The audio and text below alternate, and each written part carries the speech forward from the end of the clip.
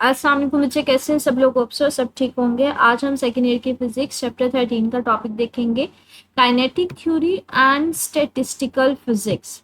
अच्छा, हमारे पास बेसिकली अभी तक जो है ना हम लोग पढ़ते आए हैं काइनेटिक थ्योरी के अकॉर्डिंगली। काइनेटिक थ्योरी में हमने क्या कंसीडर किया था? हमने कहा था कि लाइक उसके कुछ पास्टुलेट्स कंसीडर किए थे। हमने कहा था कि हमारे पास जो पार्टिकल्स होते हैं वो रैंडम मोशन में होते हैं, वो एक दूसरे के साथ कोलाइड करते हैं, और वो जब दीवार के साथ कोलाइड करते हैं तो वहाँ पे कुछ प्रेशर एक्सर्ट करते हैं। और प्रेशर को जब हम लोगों ने फाइंड आउट किया था तो हमने फाइंड आउट किस तरह से किया था? हमने एक सिंगल पार्टिकल लिया था। फॉर एग्जाम्पल हमने कहा था एक कंटेनर है, कंटेनर में एक हमारे पास सिंगल पार्टिकल है, वो एक पर्टिकुलर डायरेक्शन में मूव कर रहा है, वॉल के साथ जाकर कोलाइड करेगा, फिर वापस जाएगा, उसकी वेलोसिटी चेंज हो जाएगी। तो एक पार्टिकल की मोशन को हमने कंसीडर करते हुए वॉल के ऊपर प्रेशर कंसीडर किया था। कहते हैं हमारे पास जो स्टैटिस्टिकल फिजिक्स तब यूज की जाती है, मुझे स्टैटिस्टिकल फिजिक्स तब यूज की जाती है जब बहुत ज्यादा लार्ज नंबर ऑफ मॉलिक्यूल्स हो।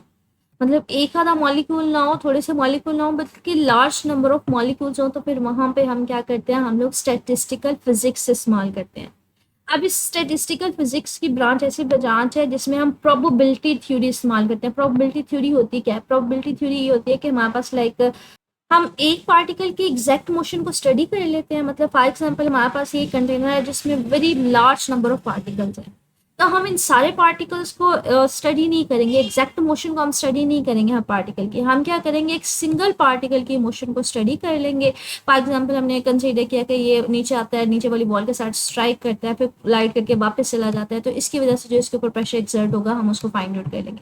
उसके बाद हम प्रोबेबिलिटी, मतलब अगर एक पार्टिकल की वजह से इतना प्रेशर लग रहा है तो बिल्कुल बाकी पार्टिकल भी तकरीबन ऐसा ही प्रोबेबिलिटी है कि वो भी इसी तरह से प्रेशर लगाएंगे, ये भी उसी तरह से उतना ही प्रेशर लगाएगा, ये मॉलिक्यूल भी। तो हम एक पार्टिकल की एग्जैक्ट मोशन के बारे में पता करते हैं कि वो कितना प्रेशर एक्सर्ट करता है, बाकियों के बारे में हम प्रोबेबिलिटी शो करते हैं। मतलब अगर ये इतना प्रेशर एक्सर्ट कर रहा है तो इसके जैसा दूसरा पार्टिकल भी उतना ही प्रेशर एक्सर्ट करेगा, एंड सो ऑन। तो हमारे पास प्रोबेबिलिटी के जरिए हम लोग लार्ज नंबर ऑफ पार्टिकल्स की वजह से किसी भी वॉल के ऊपर प्रेशर को फाइंड आउट कर सकते हैं। ठीक है, कहते हैं हमारे पास अकॉर्डिंगली अगर ज्यादा लार्ज नंबर ऑफ आइटम्स हैं तो उसमें क्या होगा? एटम्स या मॉलिक्यूल्स होंगे ना, सबके डिफरेंट एनर्जी स्टेट्स होंगी। किसी की हाई एनर्जी होगी, किसी की उससे ज्यादा होगी, उसकी डिफरेंट होगी, तो डिफरेंट स्पेस के साथ वो मूव ऑन कर रहे होंगे। जैसे मिसाल के तौर पर हमारे पास लाइक अगर हम बात, अगर ये किसी कंटेनर में हम लोग very large number of particles ले लेते हैं तो बच्चे क्या होगा कि जब ये ज्यादा लार्ज नंबर ऑफ पार्टिकल्स होंगे तो हमारे पास जब पार्टिकल फॉर एग्जांपल ये रैंडमली मूव कर रहा है, इसके साथ आके टकराता है, कोलाइड करता है, तो इसको अपनी एनर्जी देगा तो इसकी स्पीड चेंज हो जाएगी, मे भी बढ़ जाए। अब ये जाके जो इससे टकराया था वो अपनी एनर्जी इसको दे देता है, इसकी तो बढ़ जाती है, लेकिन जो आने वाला होता है उसकी एनर्जी क्या हो जाती है? वो कम हो जाती है।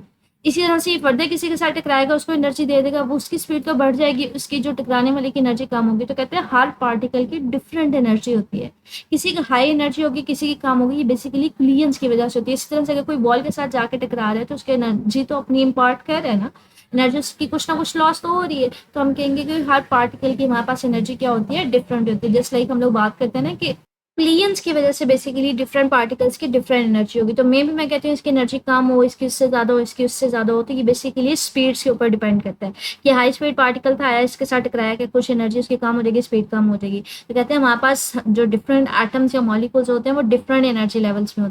एनर्जी स्टेट्स उनकी डिफरेंट की होती है, प्लियन की वजह से उनकी स्पीड डिफरेंट होती है, तो जिसकी वजह से हम कहते हैं उनकी डिफरेंट एनर्जी स्टेट्स होंगी। कहते हैं बोल्ट्जमैन एक साइंसदान था, ये बेसिकली उसने स्टैटिस्टिकल फिजिक्स के बारे में, मतलब ज्यादा नंबर ऑफ पार्टिकल्स को डील किया था। उसने एक इक्वेशन ड्राइव की थी जिसको बोल्ट्जमैन काइनेटिक इक्वेशन बोलते हैं।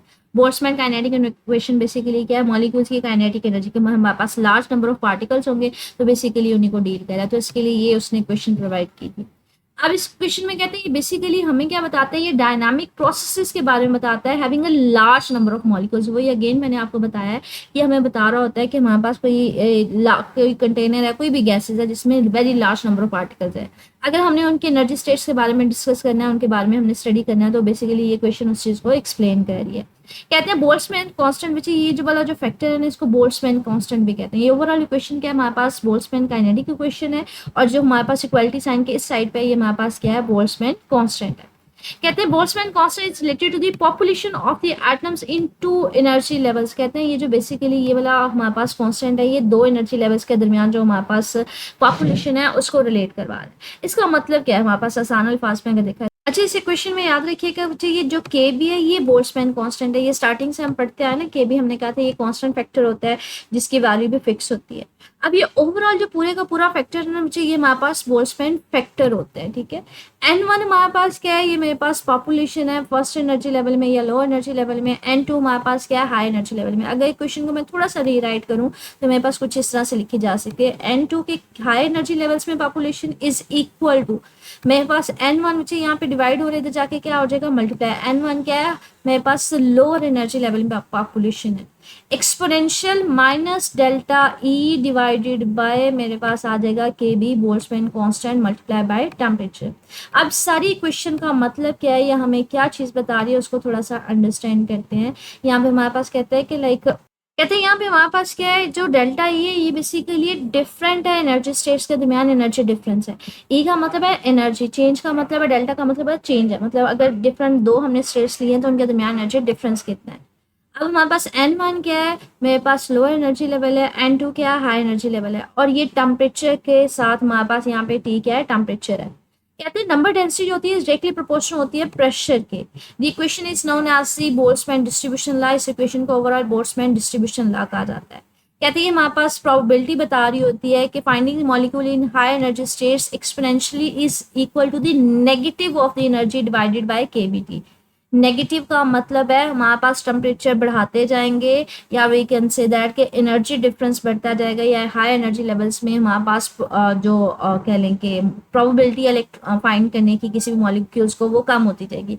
मतलब क्या है हमारे पास लाइक इसका आसान अल्फाज में ये देखें ग्राफिकली इसको शो किया हुआ है कि population along the y axis है, नंबर डेंसिटी मॉलिक्यूल्स की कितने मॉलिक्यूल्स होंगे, और ये एनर्जी लेवल है। जो सबसे कम बच्चे एनर्जी लेवल यहाँ से स्टार्ट हो रहे हैं, यहाँ से कम energy high high high and so on energy levels बढ़ते जाएंगे। जो सबसे ज़्यादा इलेक्ट्रॉन्स होंगे या मॉलिक्यूल्स होंगे वो किस में होंगे, कम एनर्जी में होंगे। जैसे जैसे एनर्जी लेवल्स बढ़ते जाएंगे हमारे पास क्या होगी, पॉपुलेशन क्या होती जाएगी, कम होती जाएगी। तो यहाँ पे इसी चीज़ को कह रहे हैं कि हमारे पास क्या होता है, negative to the energy divided by k T, के मतलब हमारे पास जितनी एनर्जी बढ़ती जाएगी टेम्परेचर बढ़ाने से उसका नेगेटिव होता है। मतलब हमारे पास अगर एनर्जी बढ़ती जाएगी हमारे पास तो हमारे पास वहाँ पे पॉपुलेशन क्या होती जाएगी, कम होती जाएगी, प्रोबेबिलिटी कम होगी, मतलब कम वहाँ पे मॉलिक्यूल्स जो वो एग्जिस्ट करेंगे। लाइक ये देखेंगे एक और फिगर है, फॉर एग्जांपल ये एटम डेंसिटी है हमारे पास के नंबर ऑफ एटम्स या मॉलिक्यूल्स को बता रहा है। ये लोअर एनर्जी लेवल है और ये हाई एनर्जी लेवल है। ये लोअर एनर्जी के ऊपर हमारे पास देखें नंबर ऑफ मॉलिक्यूल्स या नंबर ऑफ एटम्स बहुत ज़्यादा है, लेकिन जैसे जैसे हमारे पास एनर्जी लेवल ऊपर जाता जाएगा तो मॉलिक्यूल्स की तादाद ये देखें क्या होती जा रही है, ये कम होती जा रही है। तो हम कहते हैं ये एक्सपोनेंशियल इस तरह का ग्राफ आता है कि हमारे पास क्या होती है, पहले नंबर डेंसिटी ज़्यादा होती है, लेकिन जैसे जैसे एनर्जी लेवल हाई होता जाएगा दूसरे हाई एनर्जी लेवल पे जाते जाएंगे हमारे पास पॉपुलेशन क्या होती जाएगी, कम होती जाएगी, मॉलिक्यूल्स की तादाद कम होती जाएगी।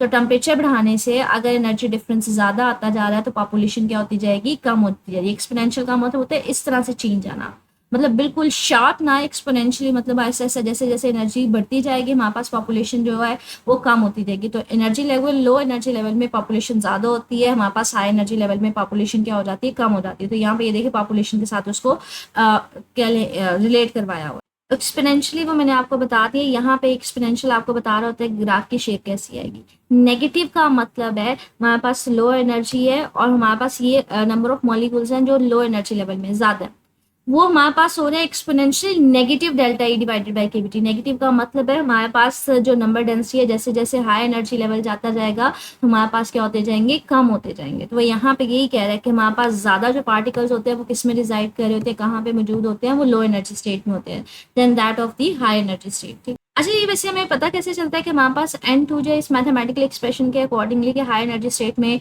मॉलिक्यूल्स की तादाद कम कैसे होती है। अच्छा ये देखिए हमारे पास N1 है जो हमारे पास लो एनर्जी स्टेट्स में मॉलिक्यूल्स है, exponential minus delta E divided by KVT. अब यहाँ पे देखिए मैं अगर एनर्जी डिफरेंस जो है वो बढ़ाती जाऊँ, ये माइनस में है, माइनस का मतलब है एक्सपोनेंशियल क्या होगा मेरे पास डिवीजन में आ जाएगा, डिवीजन में आएगा तो वो प्लस में आ जाएगा, plus delta E divided by delta D. अब जितनी बड़ी ये वैल्यू होगी इस वैल्यू को अगर मैं बड़ी वैल्यू के साथ डिवाइड करूंगी तो ओवरऑल फैक्टर क्या होता जाएगा, कम होता जाएगा, जिसका मतलब है हमारे पास हाई एनर्जी लेवल्स में जो मॉलिक्यूल्स की तादाद है वो क्या होती जाएगी, कम होती जाएगी। तो डेंसिटी हमारे पास कम होती जाएगी। तो ये स्टैटिस्टिकल फिजिक्स के अकॉर्डिंगली, प्रोबेबिलिटी थ्योरी के अकॉर्डिंगली या बोल्ट्जमैन क्वेश्चन के अकॉर्डिंगली हमने देखा कि हमारे पास जैसे जैसे हाई एनर्जी लेवल्स की तरफ जाते जाएंगे हमारे पास जो प्रोबेबिलिटी है मॉलिक्यूल्स की वो क्या होती जाएगी, कम होती जाएगी। मॉलिक्यूल्स हाई एनर्जी स्टेट्स में क्या होंगे, वो कंपैरेटिवली कम होंगे। ठीक है, आगे कहते हैं लेकिन हमारे पास जो काइनेटिक मॉलिक्यूलर थ्योरी के अकॉर्डिंग क्या था, कहते हैं काइनेटिक मॉलिक्यूलर थ्योरी में हमने कहा था कि हमारे पास जो एवरेज काइनेटिक एनर्जी होती है वो डिपेंड कर रही होती है टेम्परेचर के ऊपर, कि अगर हमारे पास कुलियंस हो रही हैं, नंबर ऑफ कुलियंस हो रही हैं, बिलियंस कुलियंस हो रही हैं, बहुत ज़्यादा कुलियंस हो रही हैं, तो हमने ये कहा था कि हमारे पास मॉलिक्यूल्स की जो कह लें एवरेज एनर्जी होगी, काइनेटिक एनर्जी, वो बेसिक डिपेंड किसके ऊपर करेगी, टेम्परेचर के ऊपर करेगी। तो यहाँ पे हमारे पास क्या है, स्टैटिस्टिकल में क्या करते हैं हम लोग, एक पार्टिकल का आइडिया लगाते हैं और बाकी पार्टिकल्स की प्रोबेबिलिटी कंसीडर कर लेते हैं, ठीक है। यहाँ पे क्या है, हमने एवरेज कंसीडर कर रहे होते हैं, तो ये बेसिकली दोनों में डिफरेंस होता है। आसान अल्फाज में काइनेटिक थ्योरी में हम क्या करते हैं, फिजिकली हर पार्टिकल की इंडिविजुअली जो एनर्जी जो है वो फाइंड आउट करते हैं। लेकिन हमारे पास स्टैटिस्टिकल में क्या होता है कि हमारे पास लार्ज नंबर, अगर एक पार्टिकल ही फाइंड आउट कर लिए तो हम कहते हैं दूसरा पार्टिकल भी प्रॉब्ली ऐसे ही मूव करेगा, तो हम उसकी एज्यूम कर रहे होते हैं, तो नॉन फिजिकल होते हैं, हम उसको एक ही फाइंड आउट करके बाकियों का उसी तरह से आइडिया लगा रहे होते हैं, ठीक है। तो ये बेसिक डिफरेंस होता है दोनों में। आपके पास कंप्रीहेंसिव क्वेश्चन है, explain the Boltzmann distribution law on the basis of the statistical physics. तो बच्चे ये आज का पूरा टॉपिक जो है इसके अंदर आ जाएगा। पहले आप स्टैटिस्टिकल फिजिक्स को एक्सप्लेन करेंगे कि हमारे पास जो very large number of molecules हमने डील करना होता है, फिर हम बताएंगे हम प्रोबेबिलिटी को आइडिया लगा रहे होते हैं, और हमारे पास बोल्ट्जमैन डिस्ट्रीब्यूशन लॉ हमें बता रहा होता है कि जैसे जैसे एनर्जी जो है हाई होती जाएगी, एनर्जी लेवल्स हाई होते जाएंगे, तो हमारे पास क्या होगी, पॉपुलेशन जो है वो डिक्रीज होना शुरू हो जाएगी। तो पूरे का पूरा टॉपिक इसके अंदर कवर हो जाएगा, ठीक है। मजीद बच्चे कुछ पूछना हो कमेंट सेक्शन में पूछ लीजिएगा। ओके, अल्लाह हाफिज़।